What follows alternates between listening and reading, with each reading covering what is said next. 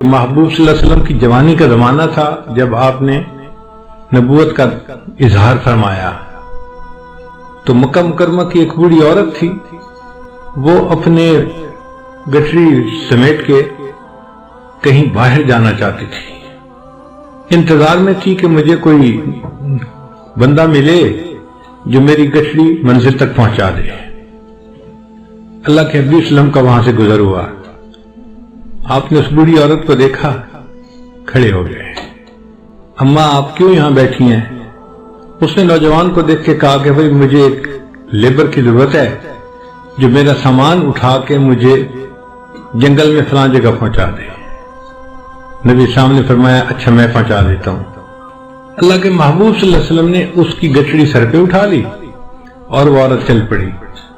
اب وہ عورت راستے میں اپنا حالات بتا رہی ہے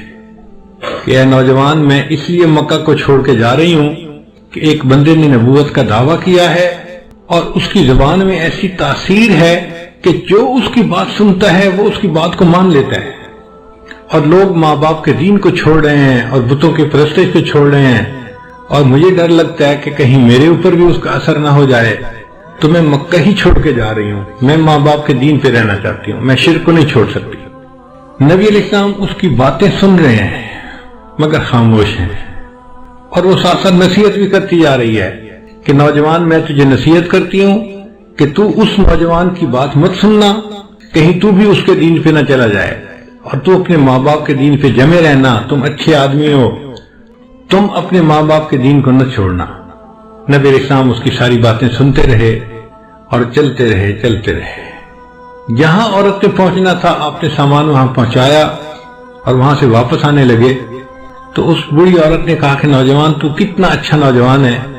اگر میں کبھی مکہ واپس آئی تو تم مجھے اپنا نام بتا، میں تجھے ملوں گی۔ تو جب اس نے پوچھا تو اللہ کے حبیب صلی اللہ علیہ وسلم نے فرمایا کہ اماں جس نوجوان کی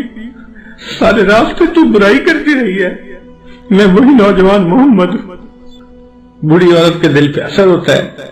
وہ کہتی ہے اچھا اگر تو وہ نوجوان ہے جس کے اندر اتنی خیر خواہی ہے، میں پھر کلمہ پڑھتی ہوں، مسلمان ہو جاتی ہوں۔ اللہ کے محبوب صلی اللہ علیہ وسلم کی خیر خواہی نے ایسے بوڑھے کافروں کے دلوں کو بھی جیت لیا تھا۔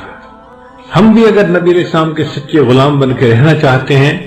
تو ہمیں اپنے اندر یہ خیر خواہی کا جذبہ پیدا کرنا پڑے گا۔